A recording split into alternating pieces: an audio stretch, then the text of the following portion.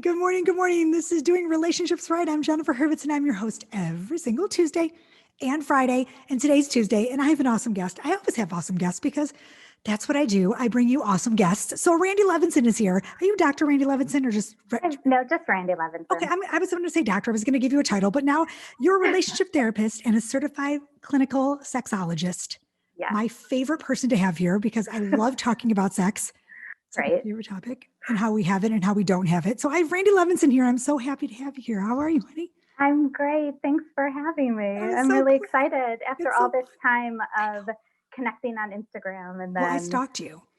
I think you're fabulous. I think you're fabulous. I love everything you post, and I love how real and authentic you are. And I think you're awesome. So I don't know what we're even going to talk about, but I would love to talk about relationships and sex and how it links to happiness and all that good stuff. So first of all, can you tell me how you started and how this all became your job? And I'm jealous.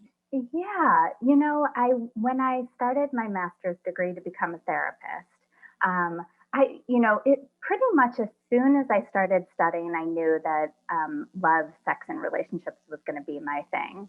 I'm not sure I knew at that point why, but I think I was always sort of obsessed with being relational. Yeah. And then 12 years ago, or 13 years ago now, I met my husband, and then and I had just finished my internship as an MFT. And then it all just fell into place because, I had been in relationships before, but I had never been married. And so then I just sort of became obsessed with how do you make this work? And how do you make it work and continue to be happy and in love and fulfilled and alive and not get into, I was sort of obsessed with it. And then always, I'm sorry, my dog is barking. That's okay, we don't care. People knock at the door on my podcast. We don't care. Real life here. It's real life. Who cares? Yeah, I think for me it's so important. I love my work. I love my work with couples. I love working with individuals around relationships and sexuality. For me, it's like I'm continuing to learn more and more. People will refer to me as an expert, but I'm doing the same thing you're doing. I feel that and way too. I happen to have some extra tools to try out, but I'm human and I have faults. And so the idea that I get to sort of use my relationship, my marriage as this laboratory to help other couples feels so right for me. It feels just so in line with what I want to do. Well, I wish that I had you when I was married because I feel like, and I really, maybe you can help me with this. I feel like we should have you before we get married. I feel like couples, even when they're engaged, should talk to someone like you because if I would have had a me before I got married, I think I would have been more, my expectations would have been such that they would have been different. And I didn't really have any clue how much work it was going to be. And I thought it was supposed to be easier. So I think I kind of leapt into this divorce thinking my marriage was supposed to be different, but it was really work. And I kind of just let it go too soon because I thought that it was supposed to be something it wasn't. Does that make sense? Yeah. I don't think any of us knew that it was going to take so much work. Yeah. I was just I'm out of here. And then I look back and I'm like, crap, I should have done X, Y, and Z. And I feel like you're just what you do is so important. And every time I have a client, I say, no, you need a sexologist. You can work on it. You can fix it before you take that leap, Yeah, listen, I think, my go-to reaction is to run. So I hear you, right? I hear you. When it gets tough, my instinct is to go. Right. And so the challenge is for me is to, how can I continue to work and show up? And, that's not my natural inclination. Right. Yeah. And, I think, listen, our values and priorities change throughout our lives, right? And when we meet our potential partners, there's so many feel-good feelings that take over. that whatever our priorities or values are in that moment, they just sort of get put to the side sometimes because Sure do. it feels so good. Yeah, it You're does like, how feel could really this good. not work? How could Right. this You're not like, feel this is like this awesome. forever? Yeah, Right. For 16 months, it's great. it's great.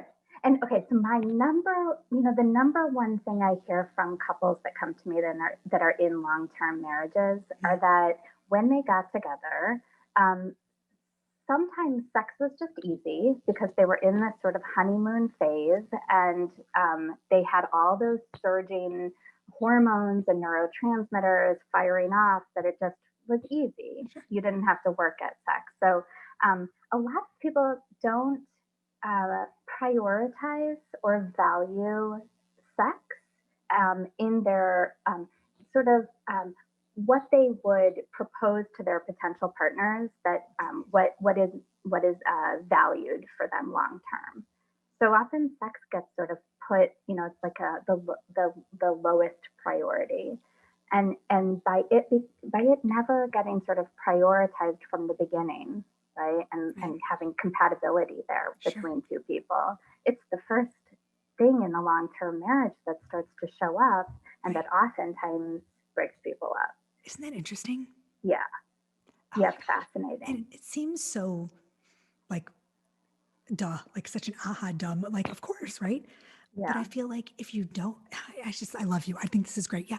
It's so frustrating to me because when I'm hearing you talking, like, that was my marriage. Oh, Yeah. You know? I think people are embarrassed to make it sex a priority, Oh my gosh. right? It's Yes. like, oh, I value being a good parent and raising good kids together, or having, good careers together, or being able to buy a house one day, or traveling together, whatever it is that you share with your potential spouse, that there's sort of this like shame and embarrassment to put sex in there. Right. But like secretly, everybody cares about it, or a Oh, lot of yeah. people care about it, and some people don't. And Yeah. then, if that's the case, you have these sort of mismatched sexual incompatibilities. And what do you do at that point? Like, what if, like, I always It's a think to hard myself, one. what? It's a hard one. That's a hard one, right? Like, what do Yeah. you do if one person, like clearly, like, I know that I call my husband and Yeah. I, something in my eye, we both wanted it. We just didn't want it with each other. Do you know what I'm saying? Like, we got to the point where, like, we were so distant that we couldn't Yeah. find our way back. Right. But it wasn't that we Yeah. didn't want sex in general, but like, what if you have someone that comes to you and they're like, look, I'm just good with not having sex. And the other one's like, well, I'm just not good with not having sex. Like, that is just to me, like, I feel like, how do you even, I mean, that's where you come in. I feel like I can't It's talk to, they have to come to you. Yeah, and I think that's why most people come to me, and we call Yeah. it desire discrepancy, Right. where one person has a higher level of sexual Right. desire and the other person has lower. Right. The first thing I always say to a couple is that it's very rare for two people to have the exact same level of desire at the exact same time. Yeah. So that it's normal to have these, incompatibilities. Now, if one person is like fine with having sex 2 times a year on birthdays and anniversaries, and the other person is like, I want it once a week, it helps me, you know, Relieve um, stress. Right. relieve stress or feel connected, or to feel like we're not roommates or co-parents. It is, um, it's finding, first of all, I think it's a lot of exploring and investigating what sex means to each of them. Right. Um, I often say, I often say to someone who, will say, well, I have low desire, or I don't desire my spouse, but I do have sexual desire, right? And so I would say, well, um, what's happening? What's happening sexually? Is it pleasurable? Do you feel connected? Is it bad? Are you both unskilled? What's happening there? Because you're certainly not going to desire something that's not pleasurable. Yeah. So of course you're not going to feel desire for this person, Right. right? It's also like, how are you showing up with them Right. in bed, right? Are they initiating in a way that feels like pressure or a chore? Um, are you um, right? Are you turned off by it? Are you bringing resentments into the bedroom?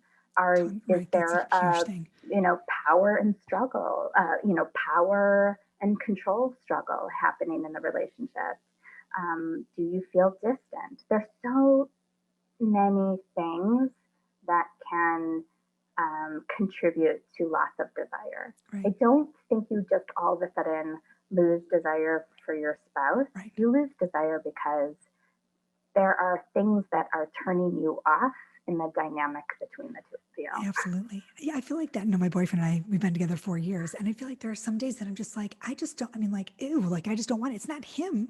We have great sex, right? But there are some days I'm like, I am so tired, or I get into the bed and I'm like, there's no reason I don't want him. I would have sex every day with him. It's just that day, I don't feel like it. And then I don't want to hurt his feelings, right? Because I remember being in that position with my husband.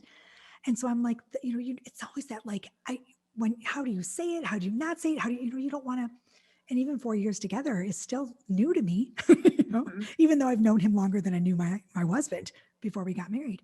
But it's one of those things like, it's just, you never want to hurt anyone's feelings, and it's hard. But right, I think that's where communication comes in. Yeah.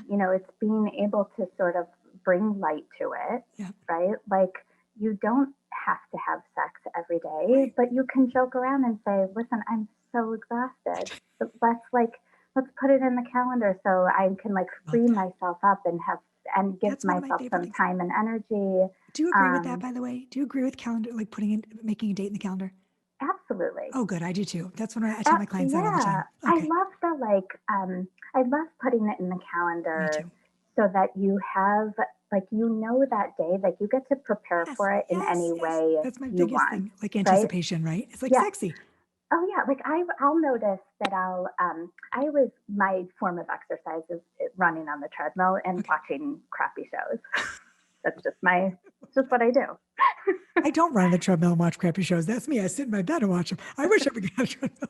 Whatever it is, but that's like my time when I'm not working, and it's a time for me. But it's like I kill two birds with one stone. So I'm like moving energy in my body, and I'm also possibly watching something that is somewhat erotic in some way. Like what was, I watched the series Bridgerton last month. Excuse me. That's funny because I was watching with my boyfriend. I'm like, do you mind leaving? Because this is like, I don't know, but he was like, I'm like, you're ruining it for me sitting here. Just go. Bye-bye. I took so many screenshots as I was running of all the people that I thought were so hot, and I was sending them to my friends. But I noticed the more I can sort of cultivate like my own eroticism in the off times, and then also be a little flirty with my husband. I'm not coming into, well, no pun intended. I'm not coming into the event with him, the session with him, going straight from 0 to 60. That's another problem I think a lot of people have. Yeah. Turning off the different roles you play throughout the day, and then all of a sudden you're supposed to turn into sex goddess. Yes, I'm like, I can't. Are you flipping a switch? And I'm like, come on, for the love of God, I gotta do something to get me going, because it's like I'm to go from black to white or right, and then all of a sudden he's like, but for some reason he can do it, he can just go, and I'm like, oh no, for the love of, I need to warm up here, honey. I'm tired, Yeah, it's crazy, right? But then some days I can. It just depends. Yeah, I noticed that I have it. It takes a lot of energy and work. It's not going to come out of nowhere. Right. But then it's funny because after we do it, or after even the 2 times I had sex for both kids with my husband, I'm just kidding. But I would say afterwards, wasn't that awesome? Aren't you so glad we did that? Totally. Right. It's not like you regret doing it unless it's really bad. But if it's good, you're like, we should do that more often. Yes. That's all really good.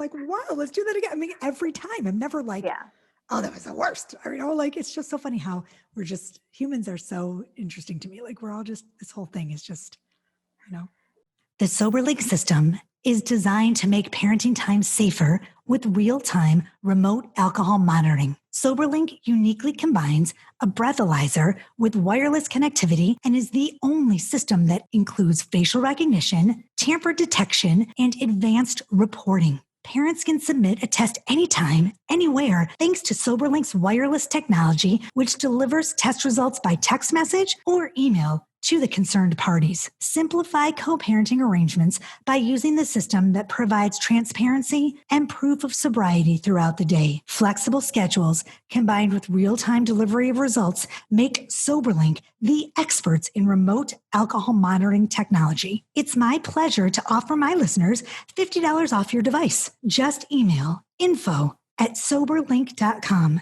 and mention Doing Divorce Right. But hurry, it's for a limited time only. Soberlink.com.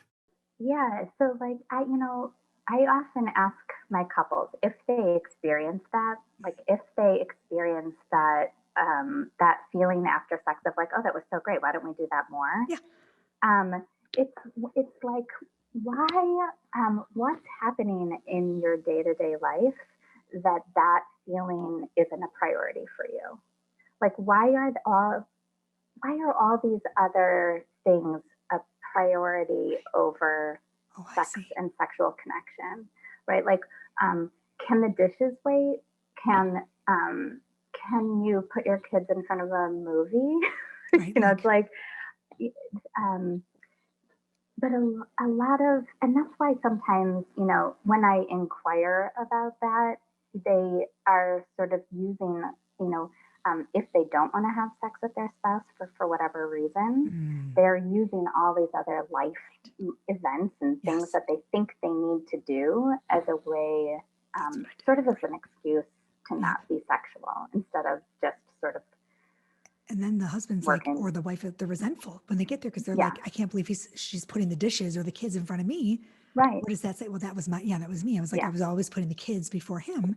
And I tell my clients all the time, you have to put your spouse first. You have to, because I didn't. I mean, I was a great mom and just a really shitty wife, and he was a really good dad, but a really crappy husband. I'm like, the two of us were like, the best mom and a dad ever, but like, we just sucked, right? I mean, but you have to put your, nurture that relationship. Yeah. I mean, and some, we don't know how to do it. No. Where do you learn, right? I mean, unless we come to you or me. Unless you come to us. There we go. We just keep throwing that word out there. We're just such little sluts over here. I can't take it. I love it. You actually posted, was it yesterday or the day before, about masturbation for Valentine's Day? Oh, yes. I was on momcafe.com. Yeah, Is that what that website is? Yeah, it's good. Yeah. It's good. Yeah. Yeah. And, that's a thing that, masturbation or, self-pleasure is a thing that drops by the wayside so often. My gosh, totally. And I think, I talked about it in that article. It's like, I'll speak to the vulva vagina, but it's a use it or lose it muscle. Totally. And so if you don't use it, you will lose it and you will stop feeling desire and you will wonder why. And so I think of it as like, just like I exercise my body to stay healthy, I have to exercise my vulva to Girls, stay did healthy. You hear that? Everyone, girls, I'm telling you right now, you've got to exercise your vulva. I don't know. That's the name of the show. Exercise your vulva. Exercise your vulva. I mean, seriously, right? Because it's use it or lose it. I love that. You know what? I knew that, but I didn't really. I mean, especially for us in our generation, those of us that are going through perimenopause and menopause. Like, what is happening to me?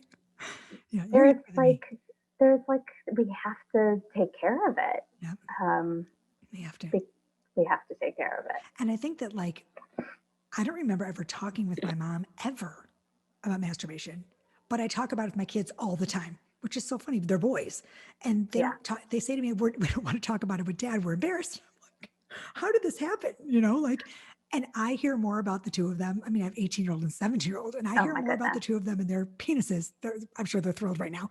But I mean, right? And I'm like, how did this happen where they're more comfortable with me that they're like, no, Dad, I'm not talking about it with Dad. Let's talk about it. I'm like, they're more comfortable talking about it with you. Yeah. Because you're more comfortable. Yeah. I think it's because I'm more comfortable. You're right. Yeah, that's absolutely it. And my boyfriend's like, I can't believe your boys talk about this stuff with you. My boys don't, I don't even know what my boys do, but it's just, it's so healthy.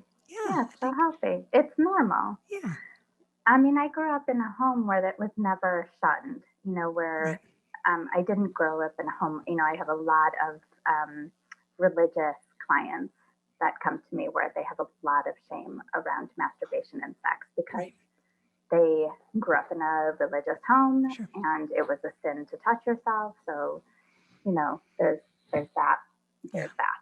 yeah. So, right. I just heard a funny story.